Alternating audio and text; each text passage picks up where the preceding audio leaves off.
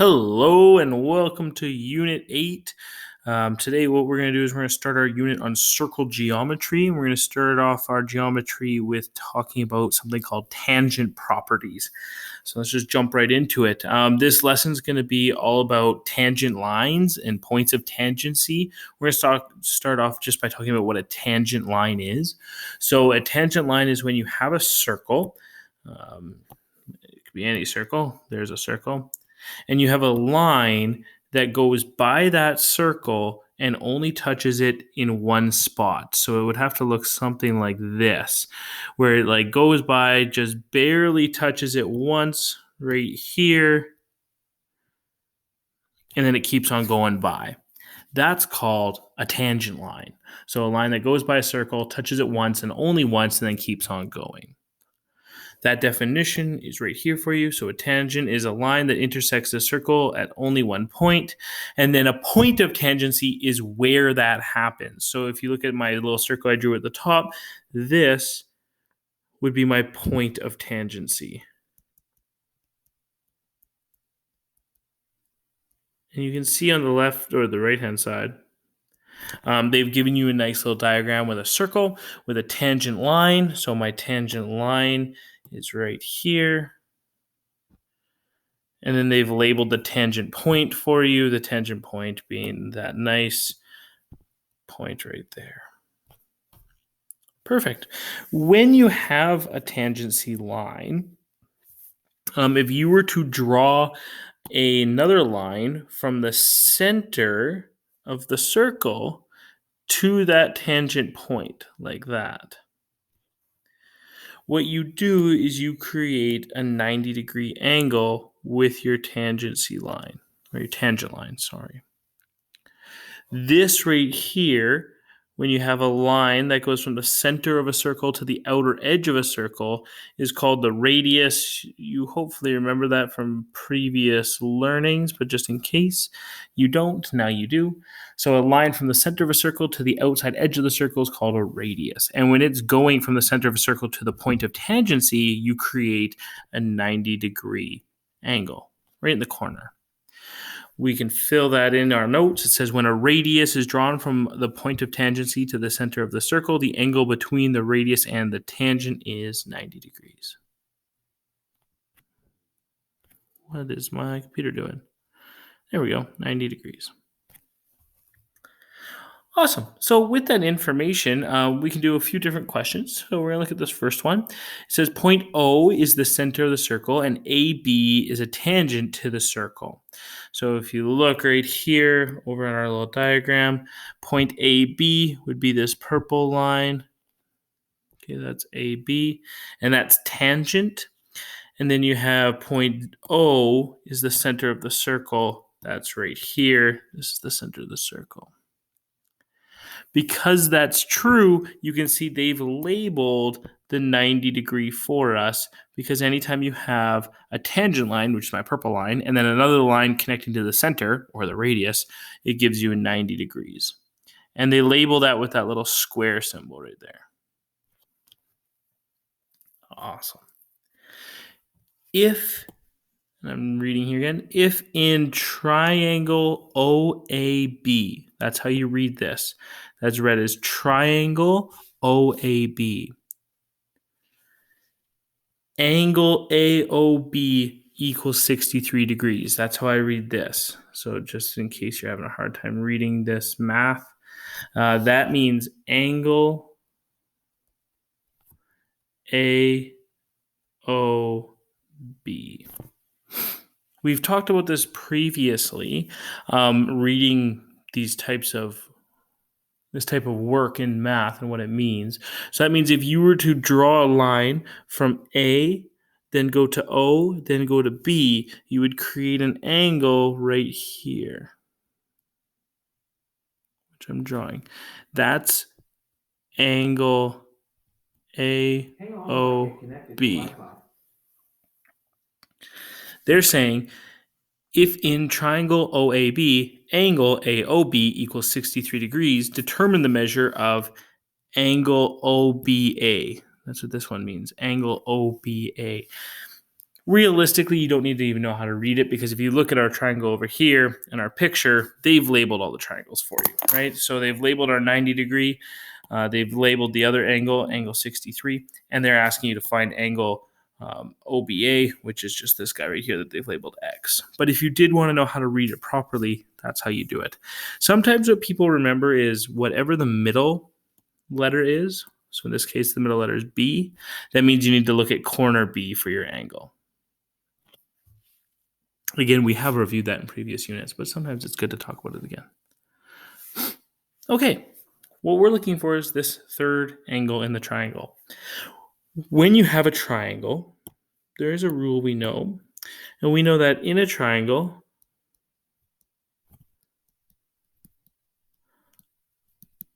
all angles add up to be 180 degrees. They have to. It's just the rules of a triangle. So every single triangle, the inside three angles must all add to be 180. In this case, we are missing one angle. So if you know two angles but don't know the third, then you can go 180 degrees and subtract the other two angles. In this case, 90 degrees and 63 degrees. And it will tell you the third angle, which I'm just going to call angle X. If we throw that into our calculator, 180 minus 90 would give you 90, and then minus 63 would give you 27 degrees equals X degrees. So our missing angle was 27 degrees. Again, just in case it's been a while since we've talked about angles and triangles, just a reminder that all angles in a triangle must add up to be 180. Beautiful. The next thing we know about triangles is something called Pythagorean theorem. You guys seem to be wonderful at Pythagorean theorem. So we're going to do a couple questions here pretty fast. We did them earlier in the year as well. So it says determine the length of the indicated side to the nearest tenth. We'll start with this first triangle. If you're looking at this, just for review's sake, we do have a tangent line. That tangent line is right here. So if you were to go all the way across like that, and we extend that line, you see we have a tangent line. Because we have a tangent line and we have another line that connects from the center of the circle to the tangent point where it touches the circle, that means we must have 90 degrees right here. And because we have 90 degrees, we can use Pythagorean theorem. Pythagorean theorem works two different ways. So you might have seen two different formulas. The original, the one that most people talk about, is a squared plus b squared equals c squared. And then just depending on maybe who taught you Pythagorean theorem at other times, you might have seen c squared minus a squared equals b squared. We use one of these formulas if you're looking for the hypotenuse, and one of these formulas if you're looking for one of the two legs.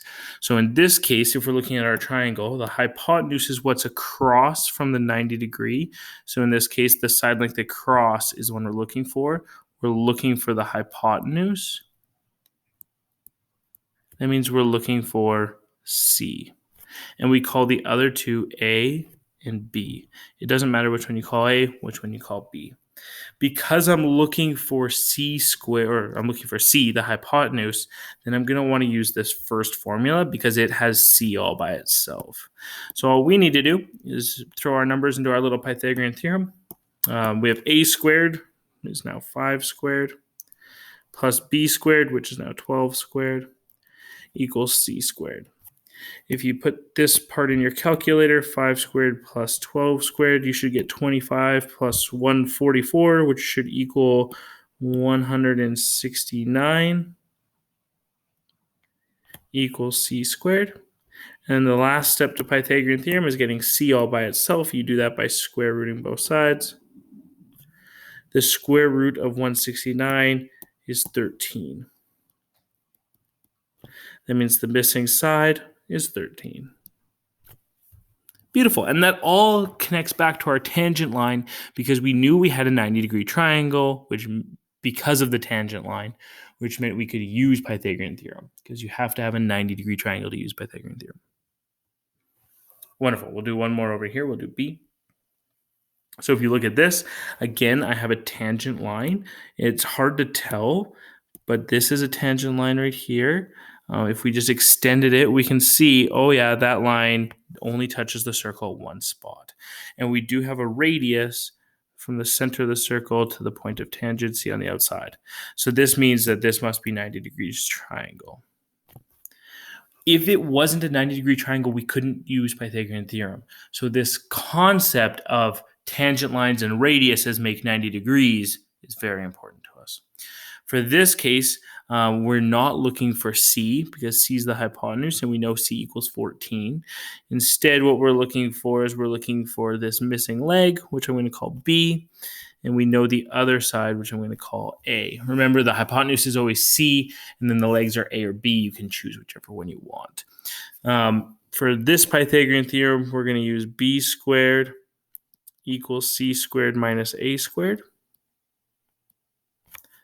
We're going to put our numbers into our calculator. B squared we don't know, so we leave it as B squared. Equals C squared, which is 14 squared. If you throw that in your calculator, you should get 196. I'm just going to put it as 14 squared, though. Minus A squared, which is 6 squared. If you put that in your calculator, you should get 36. But for now, I'm just going to write 6 squared.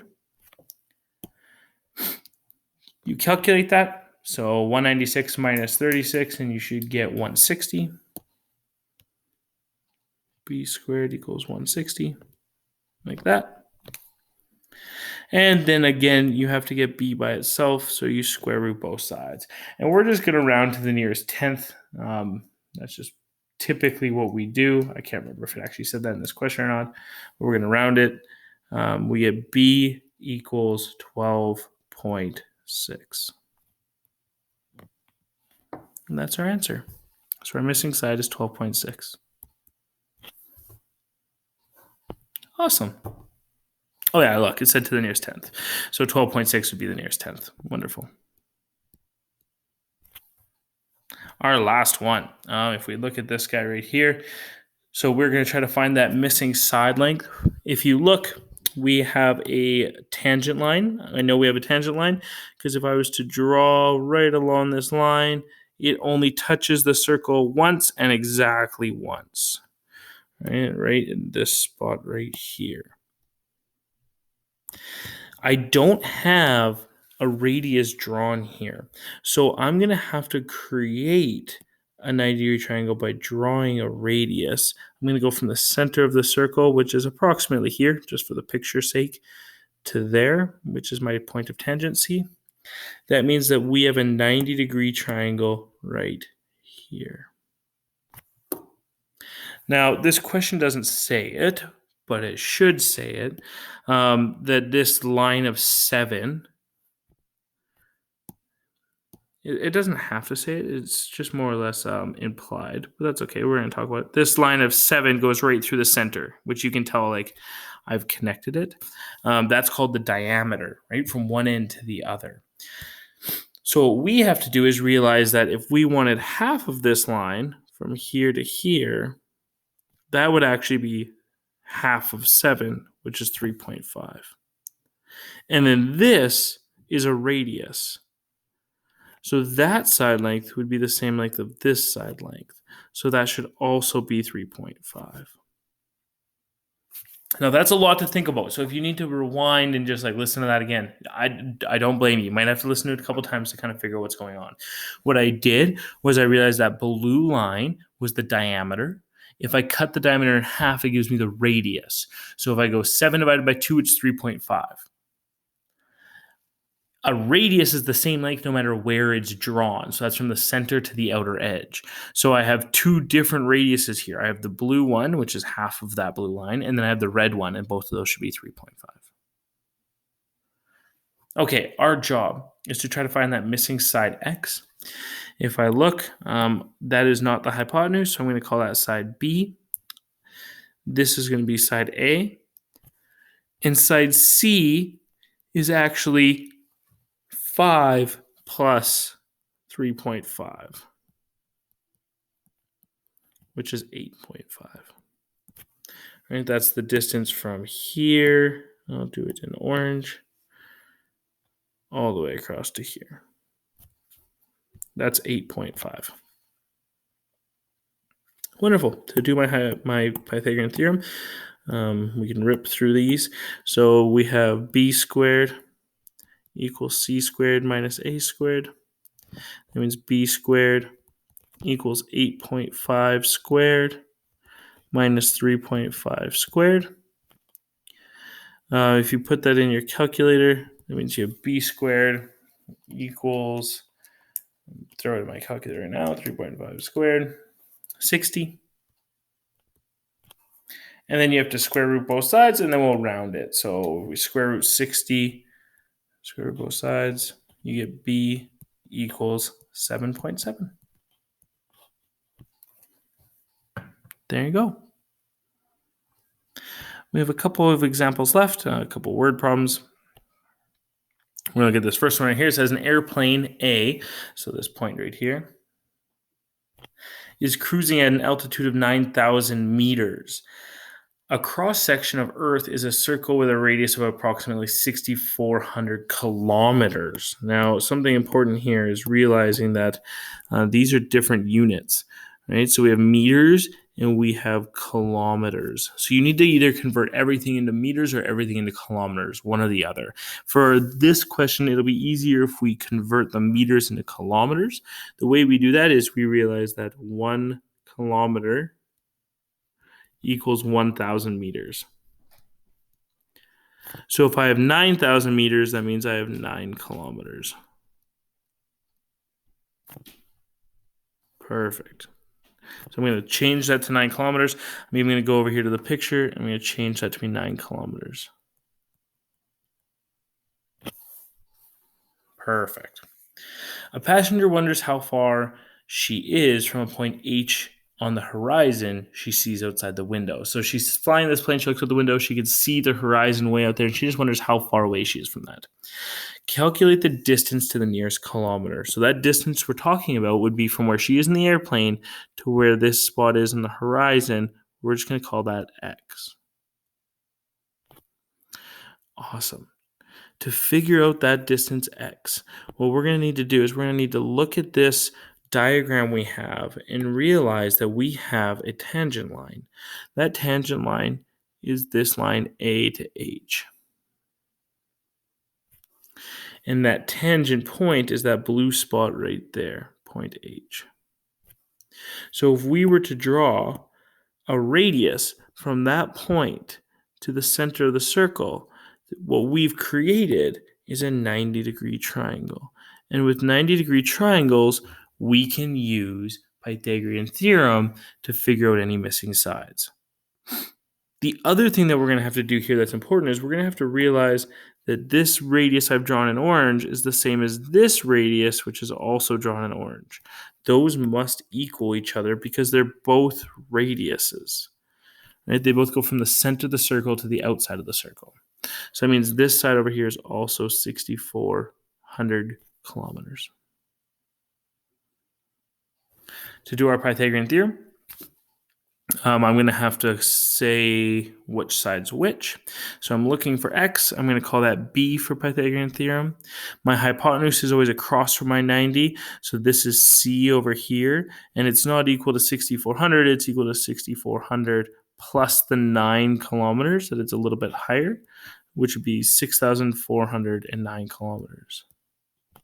And then this third side over here, I'm going to call A. Well, we're looking for B, so Pythagorean theorem is B squared equals C squared minus A squared, like that. We can start plugging in our values. So B squared equals 6,409 squared minus 6,400 squared. You're going to want to put those in your calculator. Those are big numbers. I don't think any of us have our 6,400 square table memorized. So if you throw that in your calculator, you should get that b squared equals 115,281. And then your last step is to square root both sides. When you do that, you should get that B equals 339.5 kilometers. Perfect. It said to the nearest kilometer, so if we were to round that, that would be 340 kilometers.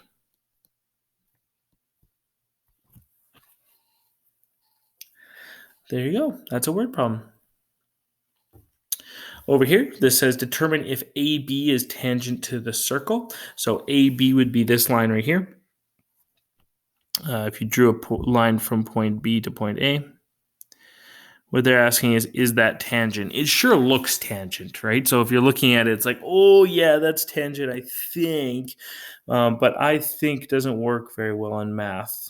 We need to prove it. So when it says determine, you can't be like, oh yeah, look, and draw a picture and say, it looks like it's 90 degrees. No, you have to prove it mathematically that it is, in fact, tangent. And the way we do that is by proving that this triangle is 90 degrees. And to prove if something's 90 degrees, then we have to say Pythagorean theorem must work. Right? It must. That's the only way that this could happen. So what we're going to do is we're going to try to do Pythagorean theorem on this and see if it works out. If this is in fact tangent, then what we have here is we have these radiuses are both 12. And we have another little side over here,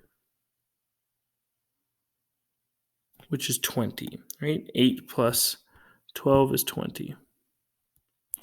So if this is in fact a tangent line, this means that the Pythagorean theorem of a squared plus b squared should equal c squared. That means 16 squared plus 12 squared should equal 20 squared. And we're just going to test to see if that's true. If it's not true, then it wasn't a tangent circle. So if we calculate both those things and they don't equal each other, then it wasn't actually a tangent line. If we do calculate both sides and that they do equal each other, then it was tangent because it was 90 degrees. So what we need to do is calculate both sides of Pythagorean theorem and see if it actually worked.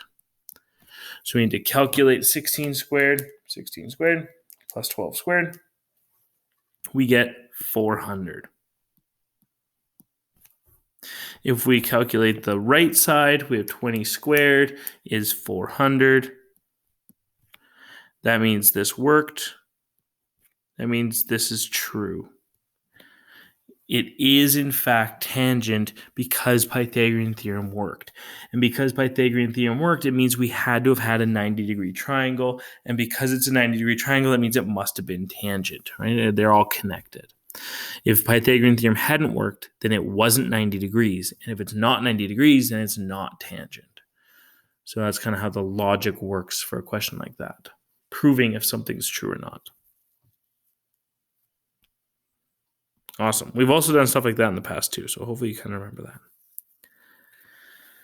that. This one says, find the angle measure indicated. Assume that the lines appear to be tangent are tangent.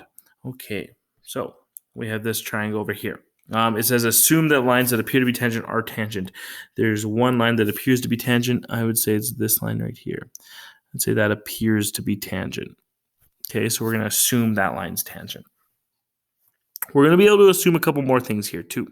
So if we look, we have a radius drawn from here to here, but we have another radius drawn. It's from the center of this circle out here. Right? Both of those are radiuses. So because those are both radiuses, that means these two sides must equal each other. If these two sides equal each other, that means you have an isosceles triangle. And an isosceles triangle means that these angles must equal each other as well. So that means this side angle must be 63 degrees. And with that information, we can now find a third angle. It's not the angle we want, but it is a third angle. And anytime we can calculate something, hey, it probably isn't a bad thing. Remember our trick of that any triangle should add up to 180. So if I wanted to find this right here, I'm going to call it x. Then what I would need to do is 180 degrees minus 63 degrees minus 63 degrees will tell me my x degrees. We throw that in our calculator, so 180 minus 63 gives me 54 degrees equals x degrees. So I can now say that is 54 degrees. And the reason that's helpful for us is if we look, the question is asking for this angle out here. And that is part of a bigger triangle, which I'm just going to erase my 63 degrees. It's part of a bigger triangle that connects to this 90 degrees right here. And I now have 3 angles in that bigger triangle. One I don't know, it's a question mark. This one's 90 degrees, and I now figured out that the other one's 54 degrees. So that means I can do 180 degrees, and I can subtract the 90 degrees, and I can subtract the 54 degrees. And that will tell me my question mark degrees. You throw that in your calculator, 180 minus 90 is 90. 90 minus 54 should give you 36 degrees. Equals that question mark. Awesome. That is a hard question, is seeing 2 triangles there, right? We have the one inside the circle. We have to use that triangle to find the 54 degrees and then use that 54 degrees to find what the actual question was asking for. And both had to use the trick of 180 degrees inside of a triangle. Awesome. That's tangent lines. I hope you enjoyed your first taste of circle geometry. It's a blast, I know. And we will see you soon. Take care.